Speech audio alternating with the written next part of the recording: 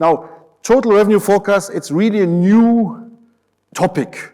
And people talk about this a bit, but not that much, for good reason, because it's not yet there. So we talk about something which we are developing.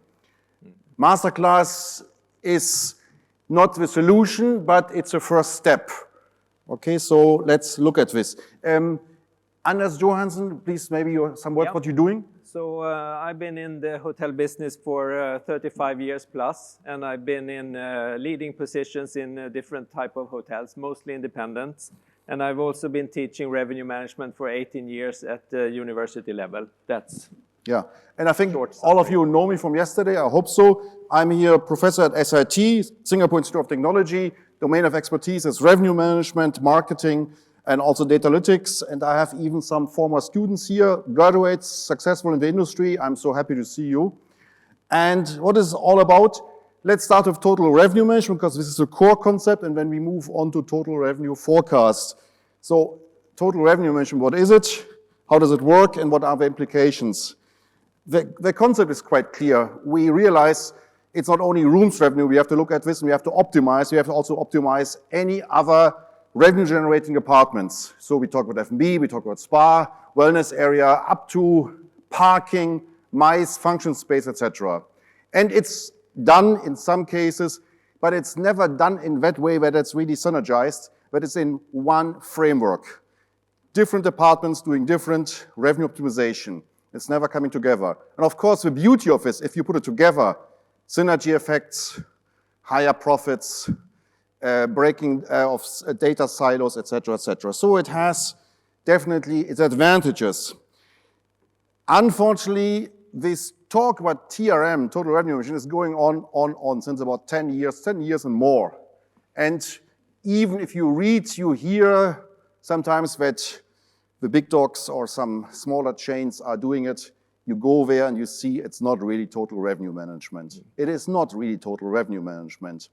And by the way, I'm not wanting to get too academic, but total revenue management has a couple of different directions. It could be the totality of revenue management. It could be the totality of revenue management per customer, what we're talking later about this. It could go in direction of customer-centric revenue management, different directions. Okay, so it's a really very fascinating field. And it has been very difficult to get everything together. So that's what we are working on right now and trying out different concepts. How do we put everything in together, and who should be the responsible person for this? Should it be the revenue manager, or should it be divided into different functions or so? So we'll present the traditional way first. And the last sentence on this slide, it's important, the important one. We shift from inventory-centric to customer-centric. At the moment, look at the RevPAR, TRevPAR, GOPPAR. It's all per available room. Inventory is our most important asset. And it makes sense because you can benchmark easily across the world, whatever. But it has also disadvantage because you have a hotel with maybe 10% rooms. Okay, it's a bit, maybe let's say 50% rooms and 50% other revenues. You have sometimes 90% revenues and 10% F&B, and you have sometimes 30% revenue and the rest is MICE, whatever. So it's not the perfect measure, and the approach is not the perfect one, because our most important asset, although not really tangible, is our customer. And we have to put focus on this. Good. Totality of all our revenue-generating departments. You see, in some cases, I fly a bit over, to get back some time which was removed from our end. And then we have to look between total revenue management and ancillary revenue.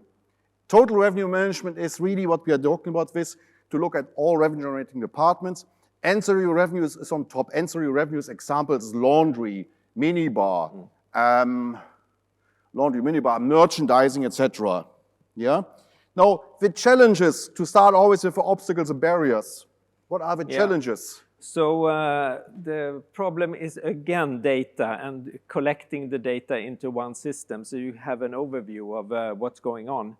And so that is probably the most important challenge right now. But it's also finding the right measurements and how you should actually forecast. Should you forecast by revenue source, or should you forecast by guest spend or something like that?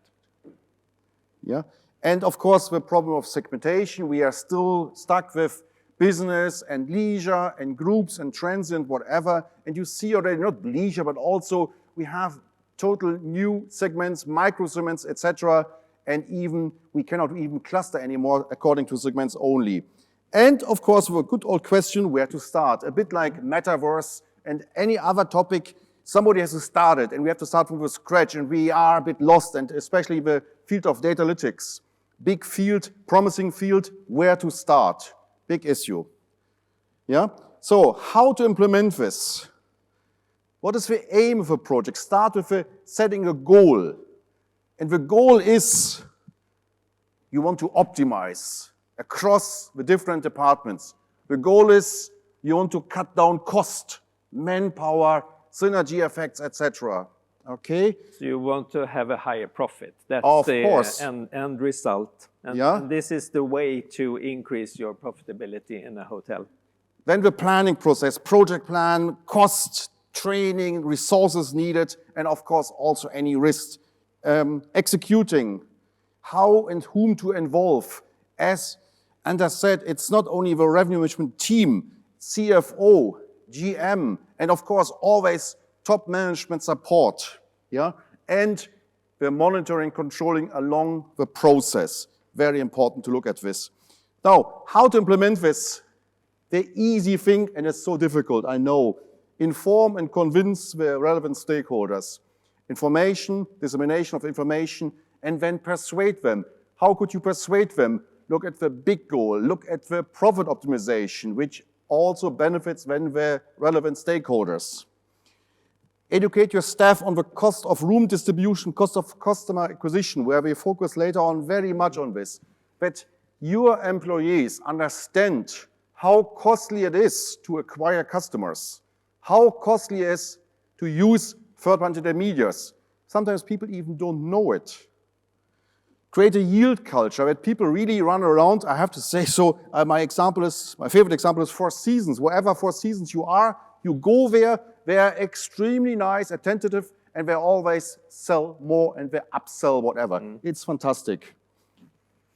Yeah, and back to the data sources, you have to define what kind of data do you actually need to be able to forecast. And as a revenue manager, are you really comfortable about forecasting F&B revenue or meeting room revenue or spa treatment revenue, for example? So there is a learning journey also for revenue management to go into these different revenue sources. We interviewed industry professionals in Singapore and beyond.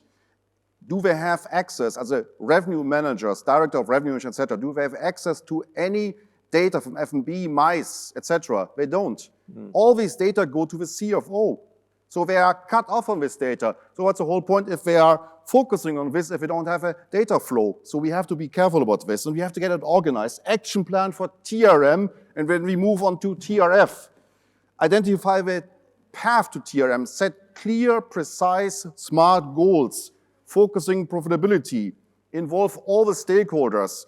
Because the problem is also human being. If you tell the director of restaurant, director of F&B, that you take over, or you help him, you say it nicely, you assist him, you help him, but you take over, his forecasting, he might lose control, he might be fearful. Yeah. Okay?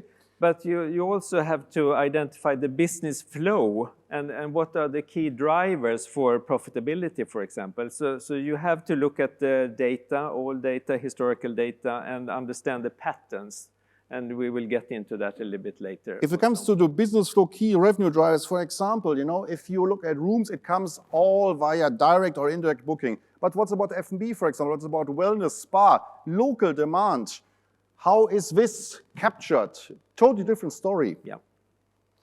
And then review your value proposition. Of course, very important also that you know where you stand, what attracts you to the market, or what is the value proposition which your market perceive coming to your hotel or to your hospitality business. Check for trend, demand patterns, investigate customer flow, also service blueprints, especially for F&B, for spa, for function space. Understand the whole flow, consumption patterns, how long people stay, when do they arrive, when do they leave, how much time they spend, how much they spend, all such things. Service blueprints help very much of this. And of course, also remove all the barricades and barriers for revenue optimization. Factor human being, but also technology and so on. But maybe this sounds too complex and too complicated. So maybe that's the reason that we haven't gotten started yet. And we listened yesterday to Liz from Hilton, where she said, well, it's all about the rooms. We are still a hotel. And that's very important to remember, that it's about the rooms, but then add-ons from other revenue sources. The start for TRM and for TF is definitely a challenging one, but if you have a clear goal and objective, it's about the revenue optimization, which should lead to profit optimization. You start what you have, a given structure and revenue management team from rooms division, you add on more. Yes, it's more work, but it's also more outcome. So responsibility process, you have to be very clear about this, because otherwise you have people working against each other. And again, the TRM culture, that people are aware about the big picture. People are having access to information, having access to KPIs, still an issue. If you go around in hotel business, KPIs are not really shared amongst all the different stakeholders. And data analytics. Data analytics, it's all data analytics. Without any data whatsoever, you cannot rely on your gut feeling, okay? And I have an example, use the example for my class, but also for my executive education. There's a Dutch hotel chain which very small, budget constrained, and they want to focus on TRM profitability and applying data analytics from the scratch. No resources, no funding, whatever. And of course, as always, reliance on legacy systems. What they have done, they start with 3 use cases only. 3 use cases only, cloud-based solution, where they pull information from the different databases, PMSs, CRM, etc. Fascinating. So this was then the traditional way of looking at things, where you see every single revenue source by the revenue source. But we were also thinking about maybe we should think about the guest a little bit. And we came up with the guest funnel. We talk about funnels, we could talk about the booking funnel, the sales funnel, and so on, but there is no guest in the focus. So we said, why don't we talk about the guest? And we will get into things related to the guest. There is a customer acquisition cost that is related to the guest. There is a customer lifetime value that is related to the guest. So very short about the guest funnel. It starts with understanding the market and the destination. And everything that we have heard yesterday and today is sometimes above our heads. It's like this is the world is changing something, but it comes down to the destination. And your hotel is stuck in a specific destination. You cannot move that hotel. And it doesn't matter if the US is increasing if you have a hotel in Singapore, for example. You need to focus on your segments. You need to find the high spenders because you want to attract the guests that spend the most, and you attract them like we saw here before with the booking concept and so on. And once you have the booking, you also have the opportunity to sell more to the guest. You have a booking window, and from the booking until the arrival, there is a huge opportunity to sell some things. I'm going to show you one slide about the destination. And this is a pattern recognition, or looking at the pattern. This is a typical summer destination in a Swedish small city. It's actually 365 dots. It's a full year. Every single day is plotted here, but it's 5 years on top of each other. Do you clearly see 5 different charts? No, you don't. So you see the pattern is the same every single year.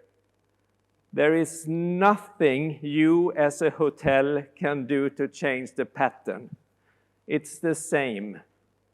There is no no type of demand creation that can be done by a hotel. You're quite negative. You are quite negative, but it's true. Destination is given. Yeah. Destination is given, but then the conclusion is that from a destination perspective, the only thing you can do to increase the revenue is to sell more to each guest that comes to the destination.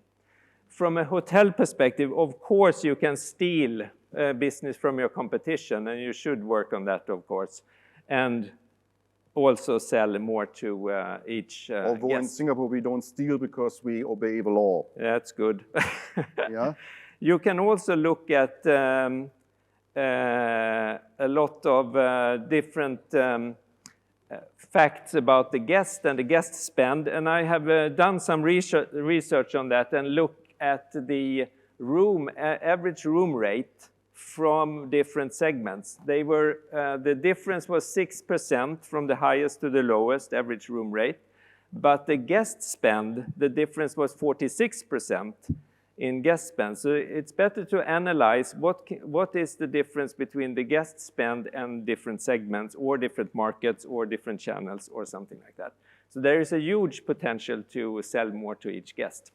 Total revenue forecast. After Praisman in this case, Ideas has produced a white paper on this. Of course, also laying out the basic grounds on total revenue forecast. Okay, so the implications of the outcome is really it's then more revenues and reduced costs, and of course, then you have increased profitability.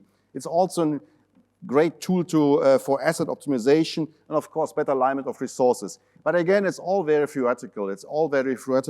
And there are a couple of ways to go for it. And the very traditional approach for total revenue forecast is you analyze all revenue sources, you define the forecasting categories, you collect the data and allocate responsibilities, who is doing what and who is forecasting, and then you apply the system and tools.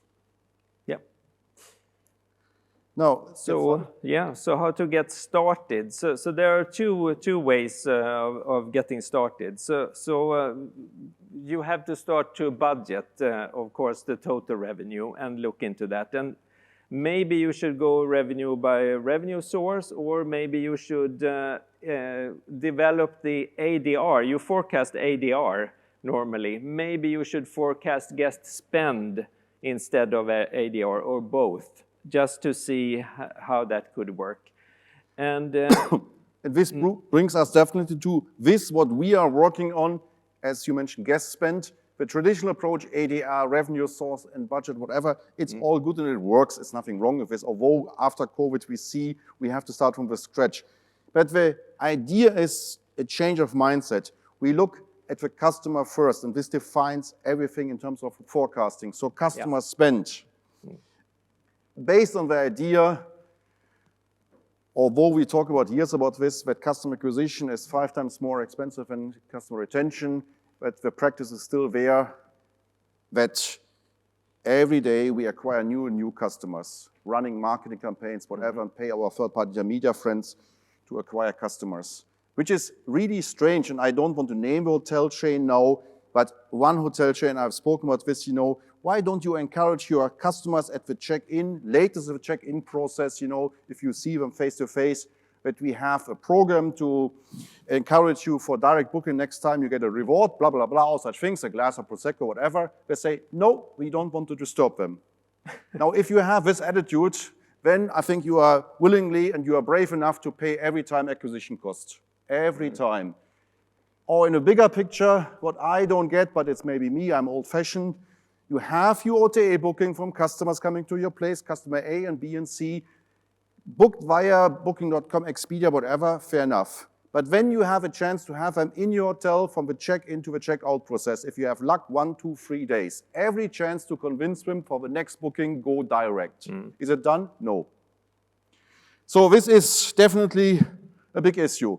Acquisition, retention cost, and the customer worth. We come back to this in more detail, but the customer lifetime value, we don't really do a great job on this. If you look at the car industry, look at other industries, they know the customer lifetime value. Mine, his, are, let's say, limited. We are the end of our life cycle, not almost probably, close by. Yeah. So we might buy one more car and that's it. If you look at the young guys, where you are good for buying 7 cars. I think car industry was a statistic, women buying about 7 cars in their lifetime, men buying about 9 to 10 cars in their lifetime. Reason, we are useless, we crash our cars, we have to buy another one. Women are the better drivers. It's a known fact, okay? But if you look at this, put it together, and we look at the formula as well, it's fascinating. And when you look at BMW, for example, or Volkswagen, Volkswagen starts with a low level, having the entry level, quite affordable, and going up to, who's owning Bentley? Volkswagen Group. Bentley, top level, right? BMW, start with a Mini, by the way, very expensive. Then BM1 series, 3 series, 5 series, 7 series, and you end up with a Rolls-Royce. Yeah? So that's amazing. So customer worth, a concept which is discussed and yet not applied. Now we have not that much time, we realize this, so we maybe go through this all together. Yeah. So first of all, we need to put some attention to the customer acquisition cost. And it's been discussed also in the industry for quite some time. If you switch the slide to so, in the 1990s, it was actually not a problem because the customer acquisition cost was like 5-6% of total revenue. But now it's between 15 and 25% of total revenue. So what happened? Changing distribution landscape, you all know about that. The OTAs started since the 1990s. Higher competition about the guests. Also lack of teamwork in commercial functions. So sometimes marketing is running a campaign without revenue management knowing about that campaign and so on. And it's a lot of cost waste in that. And so a question to the audience, a quick question to the audience. So do you have full control of your customer acquisition cost?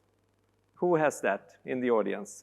Any revenue manager in the audience that can say a little bit, maybe some parts. You know some parts, you know the commission you pay to booking, right? No? But the question is also, would you be capable to define your acquisition cost? Yeah. Apart from the commissions, what's about transaction costs, credit card fees? And when you move on, what's about the cost for digital marketing? What's about the cost for loyalty programs? All such things. Because at the end of the day, we have a list for you on the next slide, I think. Or how to define the customer acquisition cost. So if you give someone a travel agent or Expedia or now Booking is also starting with merchant rates, you give them a net rate. And what is your customer acquisition cost or commission on a net rate? Nothing, right? No, that's not right. It's like the commission or the cost is actually the difference between what the guest pays and what you get. So no matter what type of a rate you give to Booking or to Expedia, it's still a cost for you. So you can look at this slide. I guess everyone will get the slides if they want to afterwards. But we have also the 4 categories of acquisition costs. So the first one is commissions to travel agents or to OTAs in different type of commissions. And then channel cost or transportation of the transaction to your hotel. So fixed cost for distribution channels, but also variable costs like cost per transaction. And then you pay for loyalty programs. If you are a franchisee, you probably pay to the mega chain for participating in the loyalty programs. That's also a sort of acquisition cost. And then all other costs for advertising with your website, your labor costs for your revenue manager, marketing, and salespeople. And by the way, loyalty program, don't forget, for me, and I think I'm not that wrong, it's paid loyalty. You pay your customers to join the loyalty program. You pay them every time they stay, you earn points, whatever. It's paid loyalty.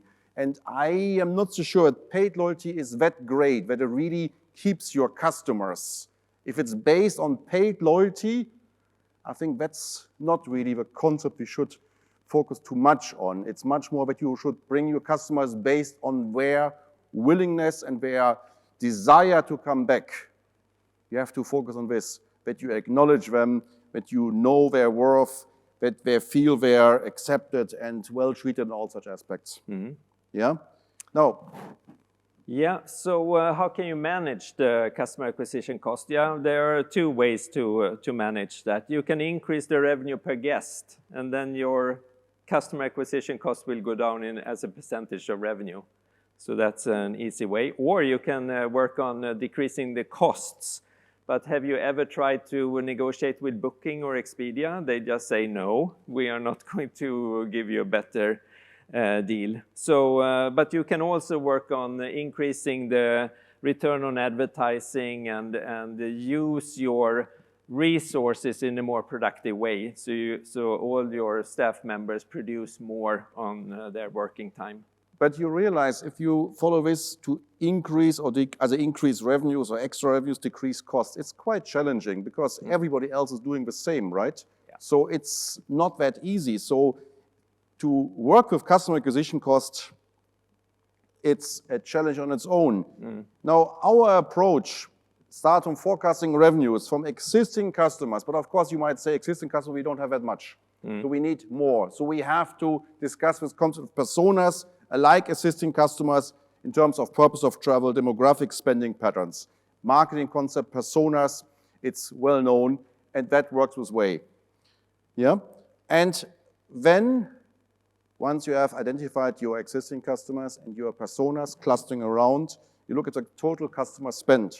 Yeah, and you have to track that in a way. So using a CRM or using your PMS and loyalty programs, there are different ways to track the customer spend. And maybe you have to experiment a little bit now, because there are not systems yet that show you exactly the customer spend. And that's my point. At the moment, we don't. I know we have the claims always from the PMS suppliers that the system would capture all data. Wishful thinking. Take the example of business customer coming to your hotel, whatever, all the spendings, rooms are on his bill, whatever, but he goes to the bar, he has a drink, it doesn't go with his bill because the company doesn't allow alcohol, whatever. He goes for a meal, maybe the company has a certain budget for his meal, so it wouldn't be included. All the data get lost, right? What's all the locals coming to your hotel, spending their money there? How could you capture this data all together? So we have to look for a solution. This could beyond this masterclass, but the solution is definitely to setting up a data analytics project where you start with a cloud-based customer data platform solution. Customer data platform, Sandine is proposing this quite strongly, a kind of new database platform where all the data come together, and when the science is to have a common identifier to put all this different data from different databases from one customer altogether in one customer pair spend. It means, let's say, example, Prof. Remy, I was going to a Fairmont hotel, staycation several times, and I booked the first time via Booking.com. Few weeks later, I booked via Swiss Circle, their loyalty program, and another time I booked, I think, directly. Every time they created a new guest profile. So they have there, I guess, 3 Professor Remys, but I'm just one person. So we must find a solution to put it all together in one Prof. Remy only. And this is what I mean here with common identifier. We have to look for common identifier. And funny enough, it's a stress test, because how to define a common identifier? Is it the email address? No. I think I have 5, 6, 7 email addresses. I guess you have a similar amount of email addresses. Email address is not good. And it moves because you move from one place to the next place, whatever. Is it the birth date? Birth date alone, not that much. Is it the name? Tricky thing. For me, as a European guy, first name, last name, that's it. Coming to Singapore, welcome. I have now a class list with first name, with last name, first name, with middle name, last name, first name, whatever. And I always wonder, what's your name? I learn now, I'm 6 years in Singapore, I learn now Tan and Yan are the last names. I learn it slowly but surely. But it's an issue. So you have to look at a common identifier. And I guess, because it's really at the moment guesswork, name and birth date works quite well, okay? The exercise, you see we try to speed up, not to prevent you from any lunch at 1 o'clock, Yeah. is really to work through this common identifier. And it is challenging. As we have, for example, back to this naming issue, very popular name in Germany, Müller and Meyer. Here, Tan and Yin and Yan. So you have so many of them, even the birthday would match with this. You have several Tans where we're having a sort of birth date. So it's not easy. So we are also talking about repeat business, and this is a starting point to go into customer lifetime value. So what is customer lifetime value? It's how you get the customer to spend the maximum amount when they stay at the hotel, but also get them to stay more times, maybe for chains to have them in the loyalty program so they can stay in other properties also, and a lot of other things here. The point is how to define repeat business. As a repeat business, he comes back and hopefully he comes several times back. But of course, you have to also kind of quality repeat business, those which are coming back via direct bookings, which are enrolled in the loyalty program, etc., etc. And of course, all this, you have several clusters. Those which are coming back via direct booking, enrolled in loyalty programs are top level, definitely, because then you can really focus on the customer worth. The others are a bit more debatable because you don't know how good they are for further repeat business. And then you brought this up, referral business. Yeah. So from my point of view, for a single property, I don't think that the repeat business is very high for a general property. So the first question is, who is actually the repeat business? It could be a business traveler that travels to that company headquarters on a regular basis. That's a repeat guest. What about the leisure guest? Do they ever come to the destination again? Maybe, or they definitely come. They don't come to that resort every week. They come to the resort maybe once a year or every other year or so. So instead of thinking about repeat business, maybe you should think about referrals or reviews, like we talked about before here. Also, it's if you the purpose to is to give a remarkable guest experience. You get a positive review, and you should see that as a repeat business. Also, because then the repeat is not the same guest, but it's another guest that actually were triggered to book because they read the review. What we have in mind with this framework of existing customers, of repeat business, and referrals, to really focus very much on this customer-oriented concept. We look at customers as an asset, and then existing customers in the total number not sufficient for perfect forecasting. So we cluster around. We have this repeat business with similar patterns and referrals which show similar patterns like our existing customers. And they also, in the best case, actively promote our hotel as a brand ambassadors, whatever. So also this exercise, we skip this. We have to be careful with the timing. And now let's look at the existing customer spend. Again, we look at the spend we can track to a certain extent, but it's not that great. Again, look at ancillary revenues. For example, laundry service cannot be put on the corporate bill, normally not. The company would not pay for it. Yeah, but it probably touches the guest folio in one Absolutely. way or another. So the data are there, but the data are not there for us to process. And it's probably very different also. If you run a resort hotel, you can probably identify the guest spend a little bit easier, because that's the only type of guests you have on the resort. But if you have a full service business city center hotel, you probably have those problems a little bit more, like you have business travelers and the company is not paying for this, and I pay cash in the bar, and then the traction is lost. Right. How do you find then the total customer spend to really have an idea what is a customer worth?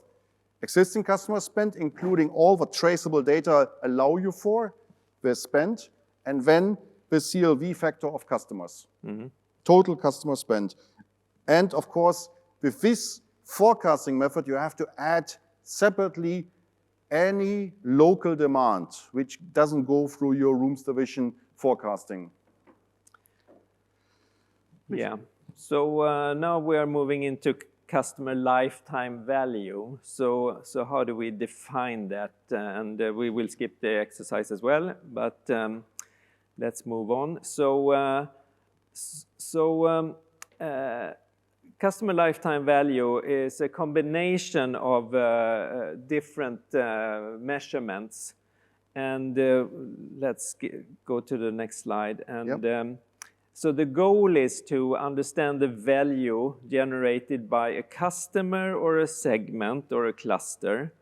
And based on that, maybe you can also forecast a little bit better in that. And the customer lifetime value is, so the purpose of thinking about customer lifetime value is that it drives the hotel to focus on the customer.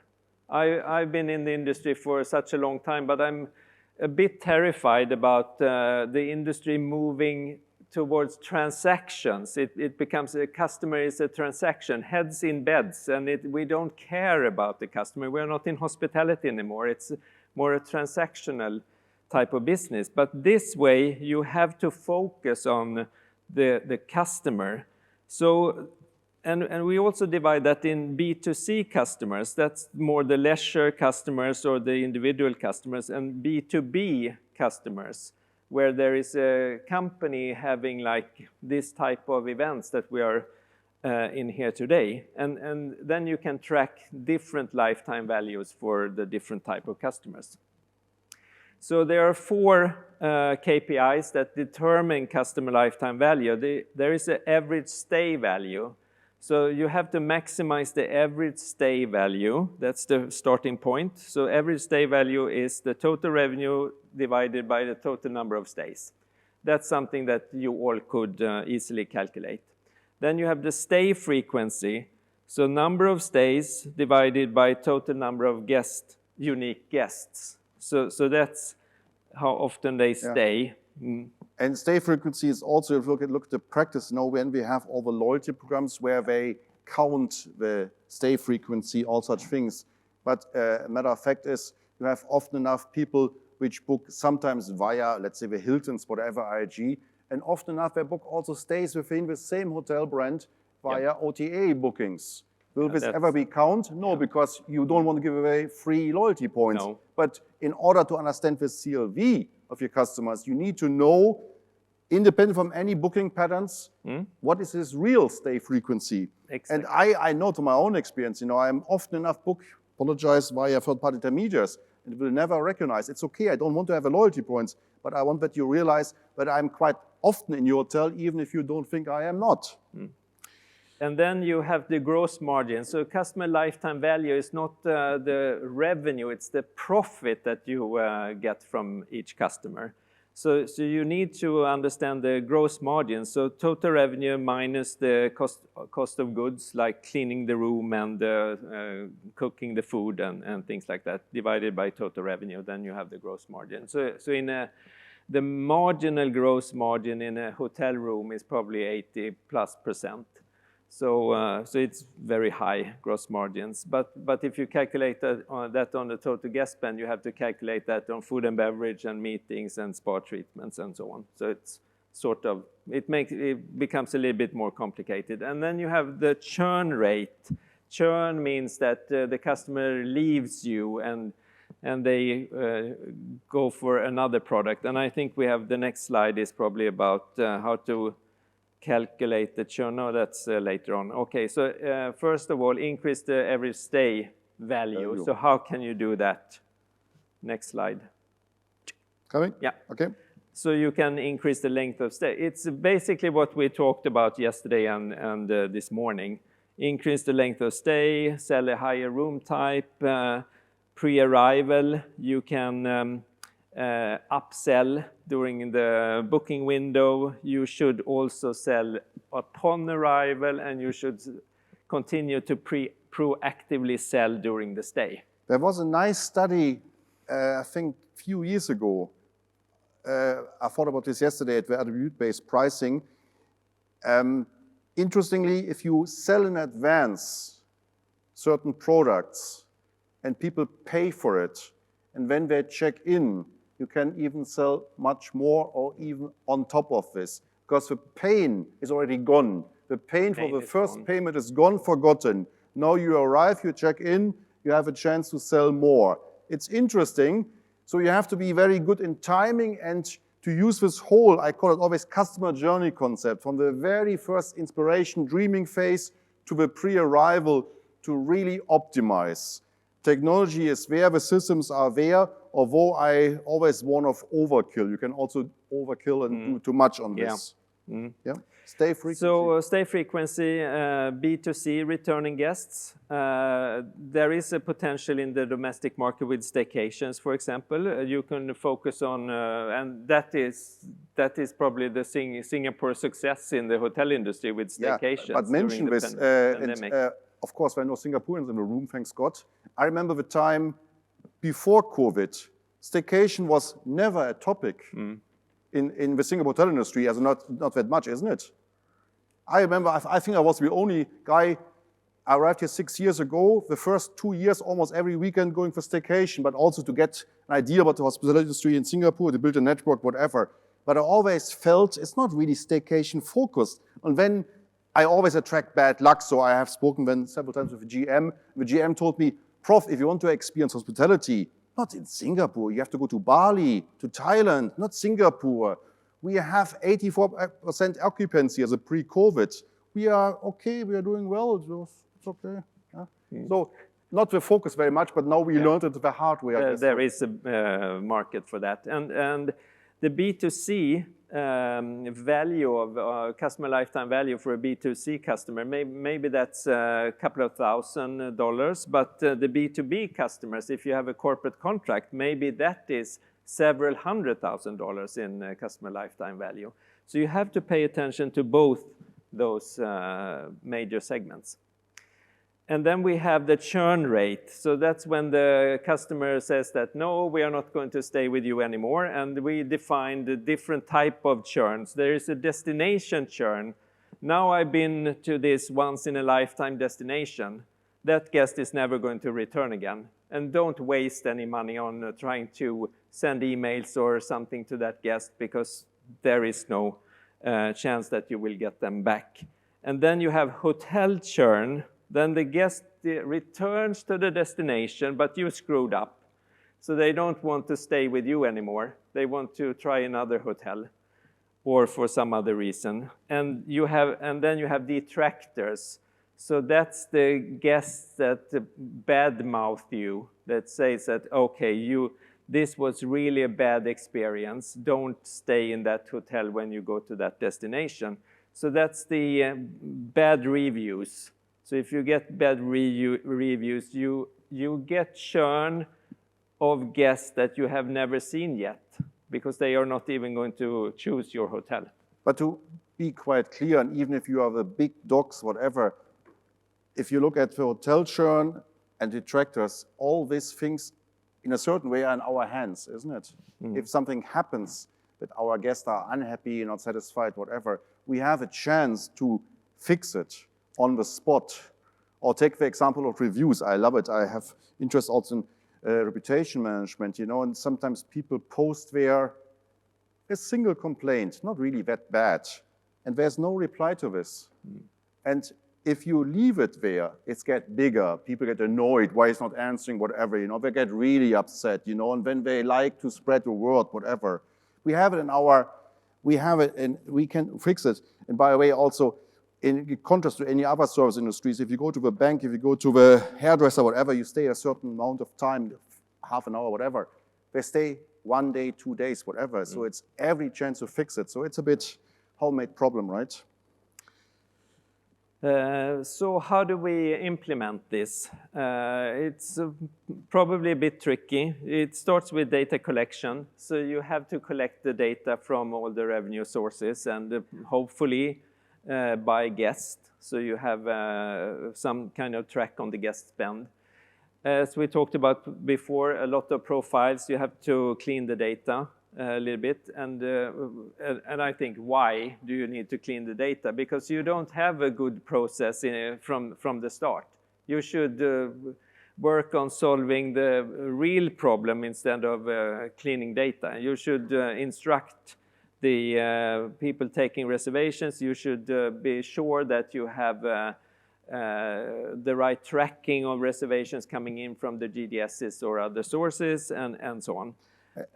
As I said, the big question is also, I don't think that our legacy system will allow really for a proper TRF implementation as a PMS and CRM, whatever. So the solution might be really cloud-based CDP, customer data platform, where we pull the data from CRM and then we cleanse. And data cleansing takes about 80% of the work. So it means if you don't want to invest that much in data cleansing, it starts with a data input. Data input is key. And when we go one step back, it's about training of your staff. And if you just look at the check-in process of normal hotels, it's still manually. People are asked to write their email address, whatever. Take my own handwriting, it's terrible. Nobody can identify my email address anymore. So there's something going wrong. So we have to look at this. And data collection is one step, can be formalized, can be standardized, and there are solutions. Data cleansing is just, for me, a mess which is not necessarily needed. Take the example of POS systems in the restaurant industry, lunchtime. All tables are open at 12 o'clock and all tables are closed at 2:30, right? Because that's the end of the lunchtime. So do we get proper data? Of course not. The data are not at all of high quality. If you want to have a time, how long customers spend, want to have a spend per customer, all such things doesn't work. Also a table, and then one person, everybody opens table with one person, there might be 4 people on the table. Okay, so then identify the customer worth of existing customer, respectively personas, very important. And then you estimate the potential, guest spend, and CLV, customer lifetime value. Yeah, so we talked about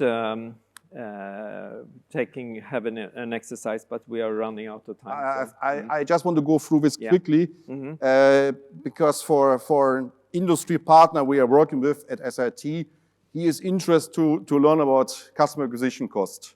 It's interesting, it's a restaurant chain with about, I think, almost 100 outlets here in Singapore, Malaysia, Thailand, whatever.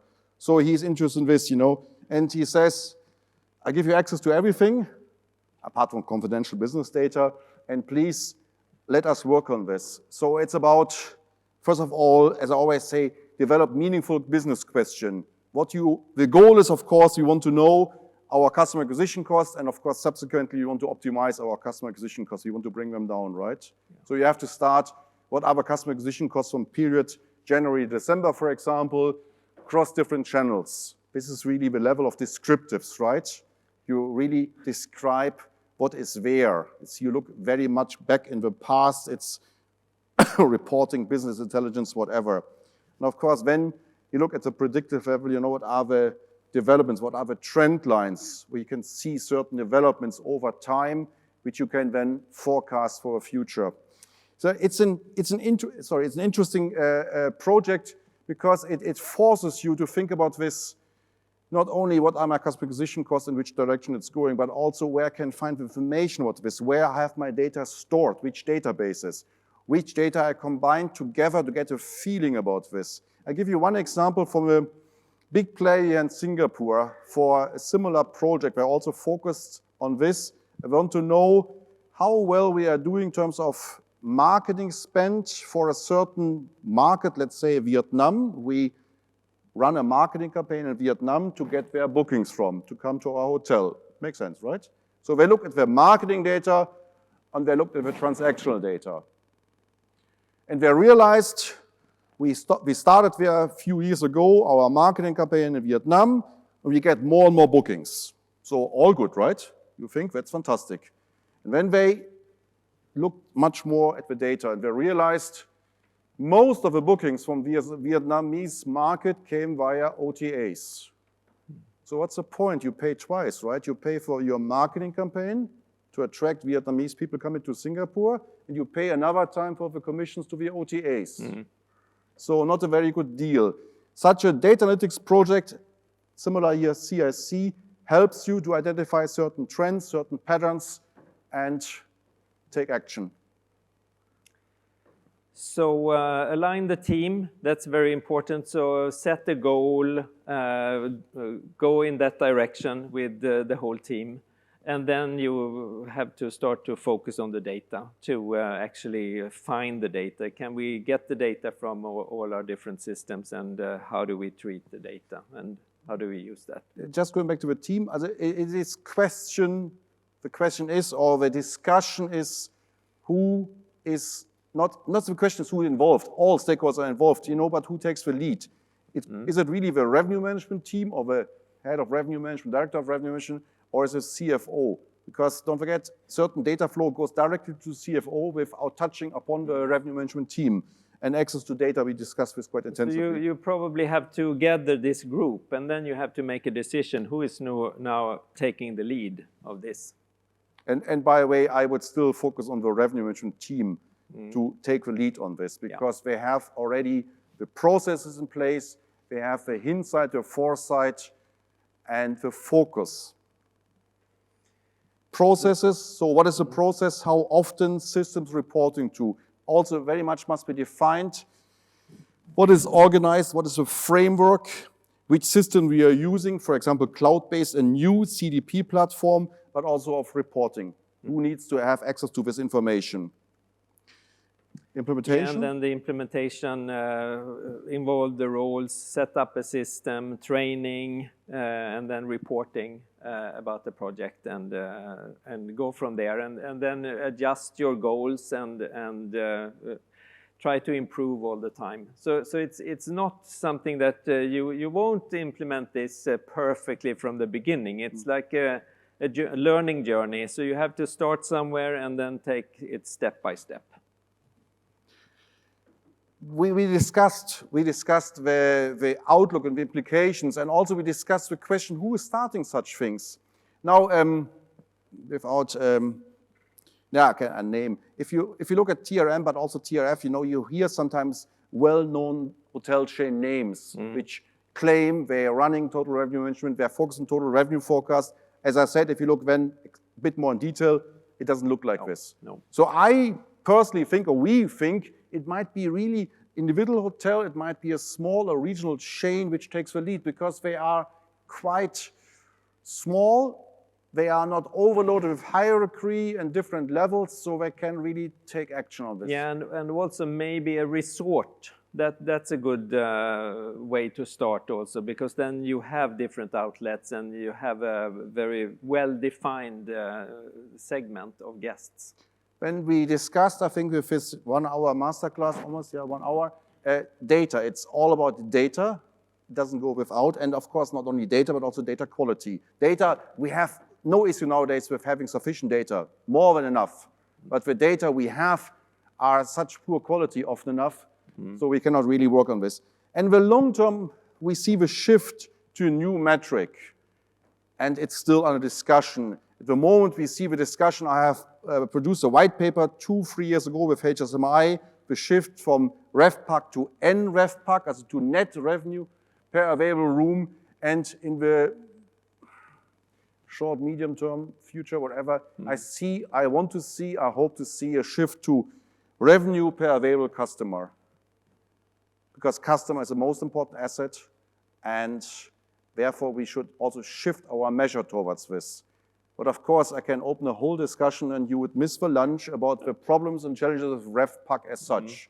But we cannot stay with RevPAC. In the long term, it will not work. It's not sufficient to cover this, what we have to look at, this, what we have to measure. And this is for our part. And so the very short summary is focus on the customer or on the guest, and drive your business based on the guest that you want to acquire and that you want to sell as much as you can to every single guest. As I was asked by a hotelier here in Singapore, individual property, boutique hotel, whatever you would like to start as, and I said in a certain way, to be on the safe side for yourself, it's a dual process. Your existing forecasting runs through, and you build up a CDP platform where you pull in the information, what your customers, what your personas, what the customer lifetime value multiplicator. That means in a certain way, for a certain period of time, you run a system parallel, existing forecast, TRF. And once at a stage, I would say maybe after 1 or 2 years run, you can switch then, because then you have a full access to data and full forecasting profile. So the step-by-step thing also. Any questions?